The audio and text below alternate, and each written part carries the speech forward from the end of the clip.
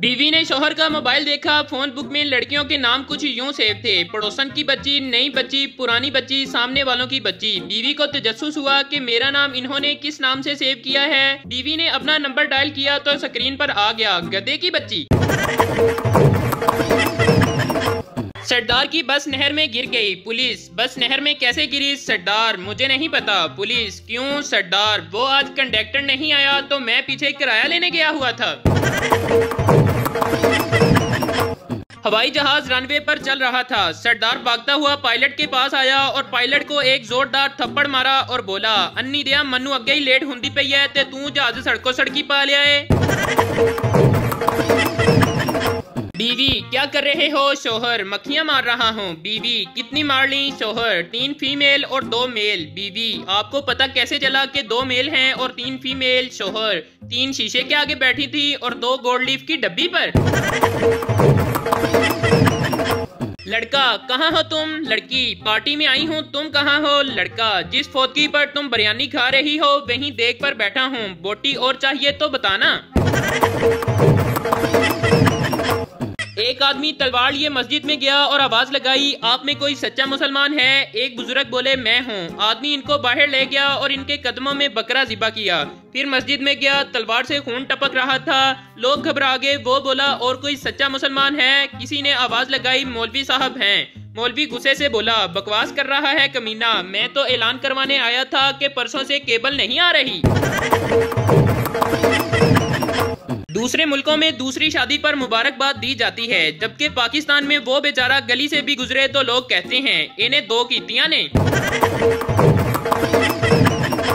मियाँ बीवी किसी बात पर आपस में बहस कर रहे थे। मुन्ना बाहर से आया और बोला, आप क्यों लड़ रहे हैं? बीवी ने कहा, मुन्ने तुम अपने अब्बू से मत बोलना, मैं तुम्हें 2 रुपए दूंगी। मियाँ ने कहा, मुन्ना तुम अपनी माँ से मत बोलना, मैं तुम्हें 3 रुपए दूंगा। मुन्ना जल्दी से बोला, निकालिए 5 रुपए, मैं आप दोनों से नहीं बोलता। एक शादीशुदा शख्स ने अपनी बहन से फोन पर बात करते हुए उसे रो रो कर बताया, मेरी शादी को 8 साल हो चुके हैं। मेरी जब भी बीवी से लड़ाई होती है तो ये कमीनी औरत मेरे पैसों से लाहौर में रहने वाले अपने तीनों भाइयों को हवाई जहाज के टिकट भेजती है। तब वो तीनों बेगैरत जहाज पर कराची आते हैं और आकर मुझे खूब मारते हैं। फिर इनके वापस जाने का खर्चा भी मुझे देना पड़ता है। खुदा के लिए मुझे कोई तरीका बताओ, मेरा बहुत ज्यादा खर्चा हो रहा है। बहन तुम एक काम करो, लाहौर शिफ्ट हो जाओ ताकि आने जाने का खर्चा तो बच सके। एक औरत कोमा में चली गई। शोहर मुर्दा समझकर दफनाने चला। रास्ते में जनाजा खंबे से टकराने से औरत को होश आ गया। 1 साल बाद औरत फिर चल बसी। सब कलमा पढ़ते हुए जा रहे थे। शोहर की जुबान पर एक ही बात थी, खंबा बचा के, खंबा बचा के। एक साहब की बीवी फौत हो गई। एक खातून इनसे मिलने आई और बोली, मैं आपकी बीवी की बहुत करीबी सहेली हूँ, क्या मुझे उसकी कोई निशानी मिल सकती है? मर्द ने आंसू भरी आंखें ऊपर उठाकर कहा, क्या मुझसे काम चल जाएगा? इंग्लैंड की शहनशाह जॉर्ज बंजम को बच्चों से बड़ी मोहब्बत थी। एक मर्तबा इसकी सवारी दरियाई टेम्स के पास से गुजर रही थी कि इसने एक छोटे से बच्चे को कापी पर सर झुकाए देखा। सवारी को रुकवाकर बादशाह नीचे उतरा और बच्चे के पास जाकर पूछा, क्या कर रहे हो? बच्चे ने कहा, सवाल हल कर रहा हूँ। बादशाह मुस्कुराया और बच्चे की कापी लेकर सवाल हल कर दिया और फिर अपने लाओ लश्कर के साथ हंसते हुए गुजर गया। चंद माह बाद जॉर्ज बंजम का दोबारा इधर से गुजर हुआ तो देखा कि वही बच्चा कापी पर सर झुकाकर सवाल कर रहा था। बादशाह सवारी से उतरकर इसके पास आया और पूछा, क्या सवाल मुश्किल है? बच्चे ने जवाब दिया, जी हाँ। लाओ मैं हल कर देता हूँ। बच्चे ने कहा, नहीं, और अपनी कापी पीठ के पीछे छुपा ली। और बच्चा गुस्से से बोला, पिछली मर्तबा तुमने जो सवाल हल किया था वो बिल्कुल गलत था और सजा में टीचर ने मेरी बहुत ज्यादा ठुकाई की थी।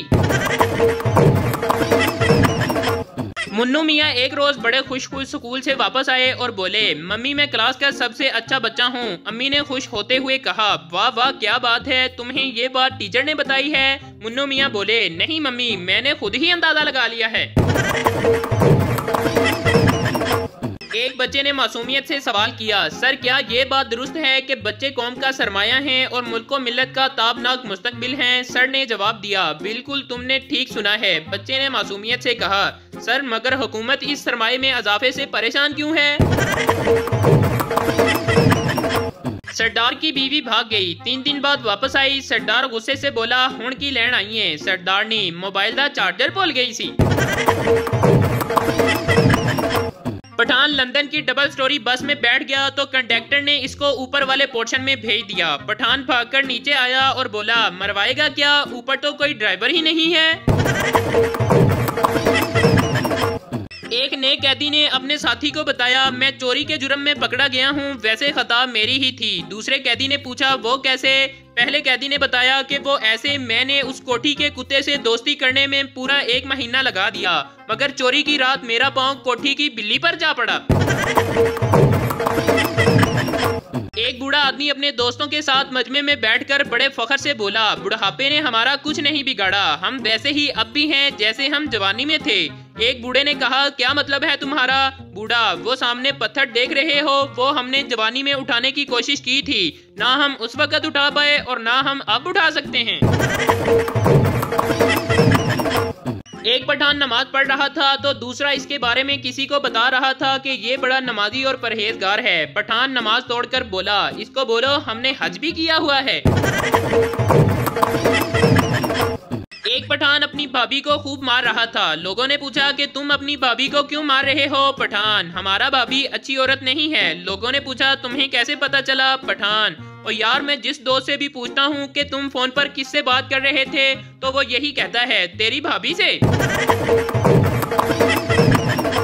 एक पठान नमाज सीखने मौलवी साहब के पास गया। मौलवी साहब, सना आती है? पठान शर्माते हुए, जी नहीं, सना तो नहीं आती, मगर नबीला कभी कभी आ जाती है।